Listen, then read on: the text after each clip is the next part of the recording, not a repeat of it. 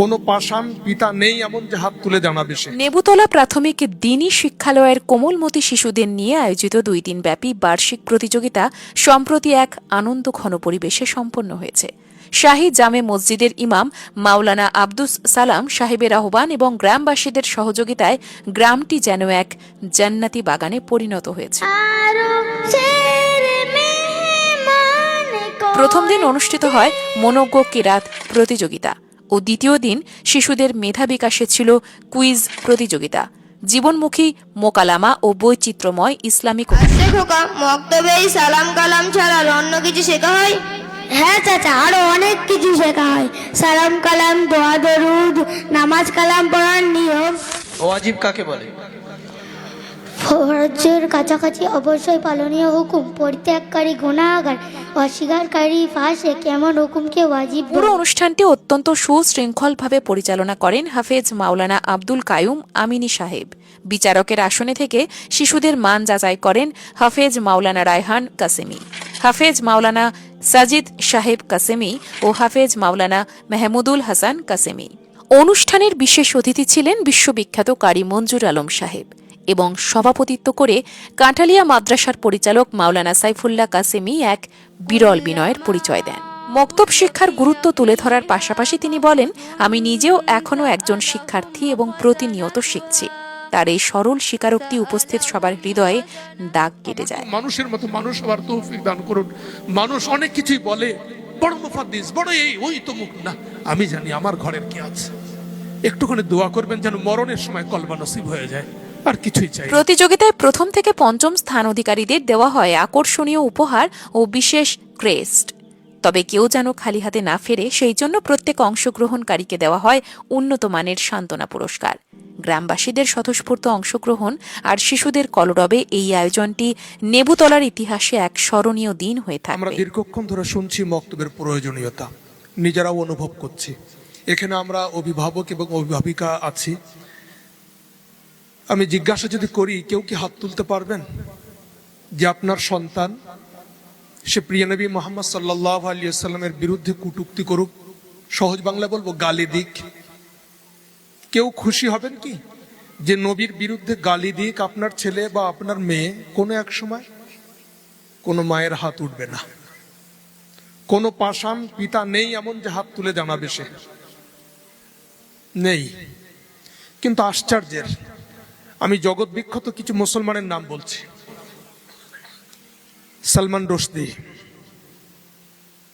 Taslima Nasrin, doctor Hedayetullah, doctor Nurul Hasan, এরা কোন ঘরের ছেলে?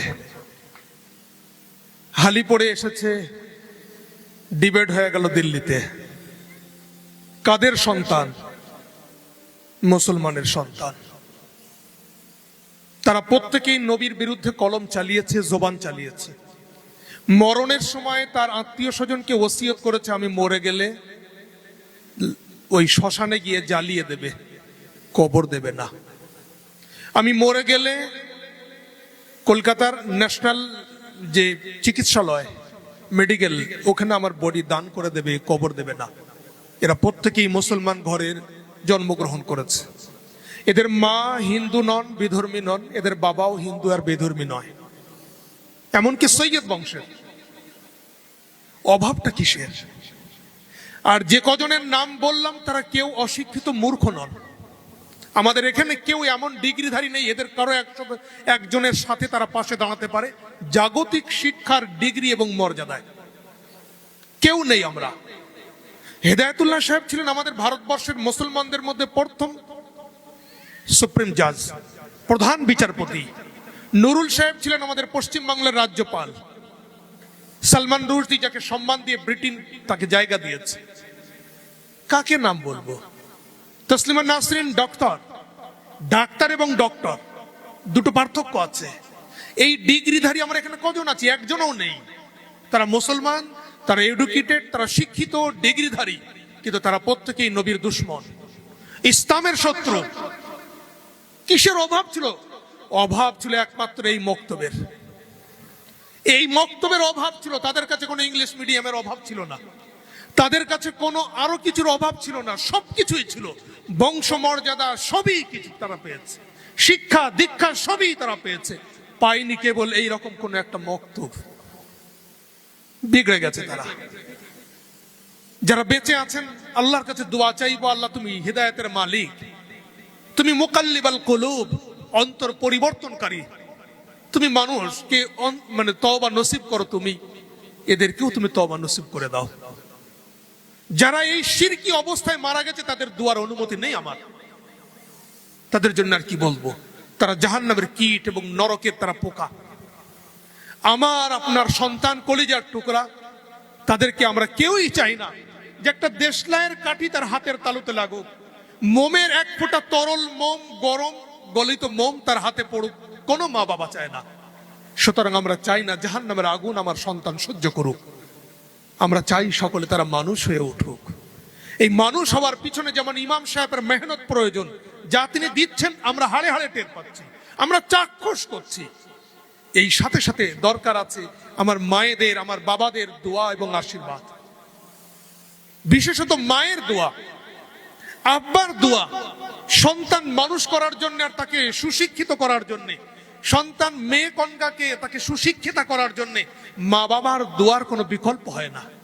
হাদিস শরীফে এসেছে, মুসনাদ আহমদ নাসাই শরীফের মধ্যে নবী আকরাম সাল্লাল্লাহু আলাইহি ওয়াসাল্লাম বলছেন, তিনটি দোয়া কোনোদিন রদ যায় না, ফিরত হয় না। মুসাফিরের দোয়া, মজলুমের দোয়া।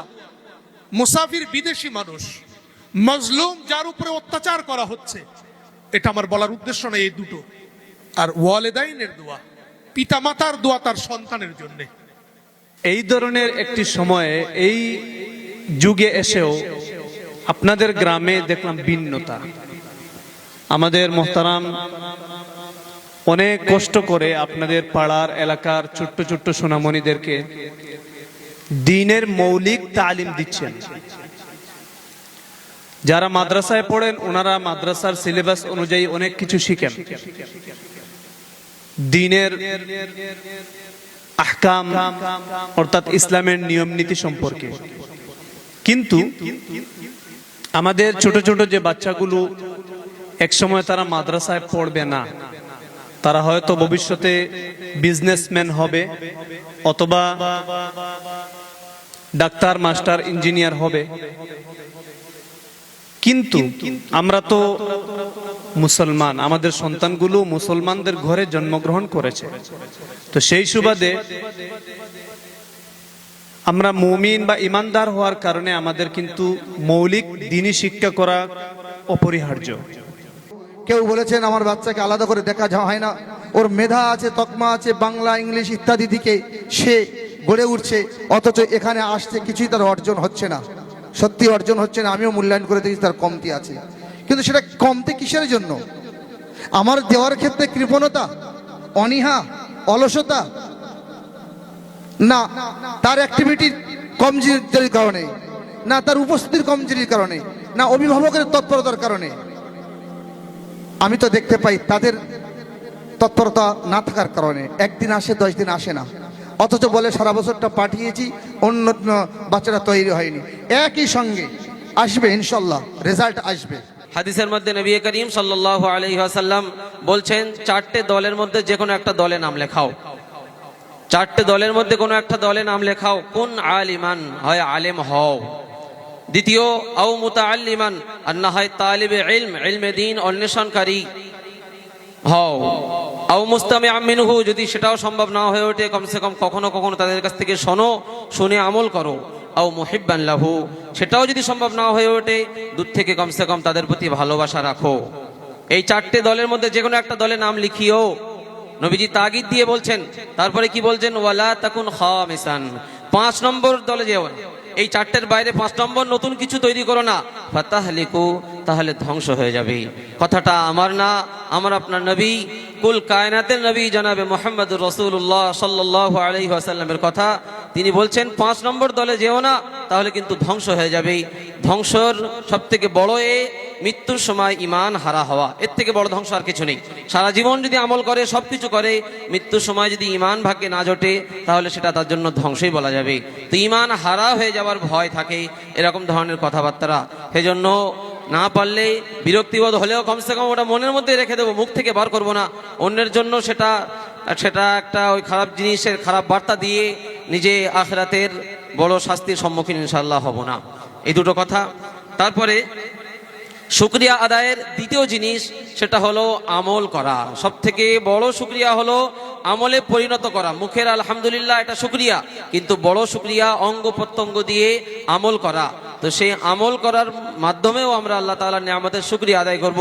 যে আমরা শিখিনি, আমাদের বাচ্চাদের এই সফলতা দেখেছি, আমরা তাদের কাছ থেকে শিখবো, শিখে বা ইমাম সাহেবদের কাছ থেকে শিখবো, আমাদের যে বাকি জীবনটুকু আছে সেই অনুযায়ী আমরা আমল করার চেষ্টা করব। যারা কোরআনের মেহনত করবে আর কোরআনের পিছনে যারা সময় লাগে, আল্লাহ তাআলা তাদের উচিত বদলা দেবেন, এতে কোনো সন্দেহ নাই। দুনিয়ার মধ্যে সব থেকে সম্মানীয় ব্যক্তি সেই যে কোরআন শেখে এবং অপরকে শেখায়। সুতরাং আপনারা যখন যারা শিখেছেন খুব ভালো, যারা শিখতে পারেননি অন্তত যারা শিখছে তাদের পিছনে সহযোগিতা করুন, সাহস দিন, সহায়ক হন। এইভাবে আপনারা সমাজকে আগে বাড়ানোর চেষ্টা করুন। ইনশাআল্লাহ দেখবেন এই লেবুতলা থেকে ছোট ছোট সব আলেম বাইর হয়ে যাবে, ছোট ছোট মাওলানা বাইর হয়ে যাবে। তারা কি মোটামুটি সমাজ চালানোর মতো ক্ষমতা তাদের এসে যাবে। এখানে যত ছাত্র ছাত্রী আমাদের কলিজার টুকরা সন্তানরা উপস্থিত হয়েছে, তার মধ্যে গ্রুপ এতে তো অগ্রভূমিকা বেশিরভাগ মেয়ে, ছেলেদের অংশগ্রহণ খুবই সীমিত, কম। বি গ্রুপে তো কিছু ছেলে আছে, কিন্তু এ গ্রুপে হাতে গোনা 2-1টি ছাড়া আর ছেলেদের সংখ্যা খুঁজে পাওয়া যায় না, সবই মেয়ে। আমি আমার অভিভাবকদেরকে বলবো, আমি আমার কলিজার টুকরা সন্তানদেরকে বলবো যে আমাদের যারা ছেলে আছে তাদের কি পড়াশোনার প্রয়োজন নেই? তাদের উপরে কি নামাজ ফরজ নেই? তাদের উপরে কি শিক্ষা প্রয়োজন নেই? তাদেরকে মরতে হবে না? তাদেরকে কবরের আযাবের প্রস্তুতি গ্রহণ করতে হবে না? তাদের কি কবরের প্রশ্নের উত্তর দিতে হবে না? তাদেরকে কাল কিয়ামতে আল্লাহ রাব্বুল আলামিনের সামনে উপস্থিত হতে হবে না? তাদেরকে মিজানের সামনে দাঁড়াতে হবে না? তাদেরকে ফুলসিরাতে দাঁড়াতে হবে না? পার হতে হবে না? কেন? তাহলে এত অনীহা কেন?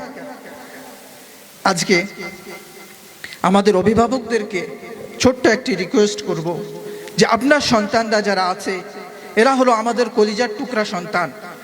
আপনার সন্তান নয়, আমাদেরও সন্তান।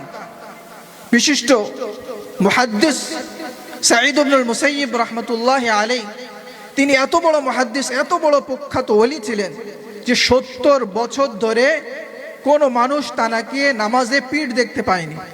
অতএব 70 বছর তিনি প্রথম কাতারে তাকবীরে উলার সঙ্গে নামাজ পড়েছেন। তিনি যখন এই মক্তবের বাচ্চাদের পাশ দিয়ে যেতেন বলতেন, হা উলা ইবাদুনা, এরা হলো আমাদের উত্তরাধিকার, এরা হলো আমাদের কলিজার টুকরা, এই বলে তাদেরকে সম্বোধন করতেন। আজকে আমাদের কলিজার টুকরা তারা যে আজকে তারা শিক্ষক, হযরত আলী মিয়া নদভী রাহমাতুল্লাহি আলাইহি তিনি একটি ছোট্ট কথা বলেছেন যে আমাদের ঈদের নতুন কাপড় কেনার থেকেও 1000 গুণ বেশি প্রয়োজন। আমাদের সন্তানরা অসুস্থ হলে তাদের সুন্দর চিকিৎসা করার থেকেও কয়েক হাজার গুণ বেশি প্রয়োজন। আমাদের সন্তানদের তাদের ক্যারিয়ার তৈরি করা এবং তাদের চাকরি পাওয়ার যোগ্য তৈরি করার থেকেও লক্ষ কোটি গুণ বেশি প্রয়োজন তাদের দ্বীনি শিক্ষার ব্যবস্থা করা।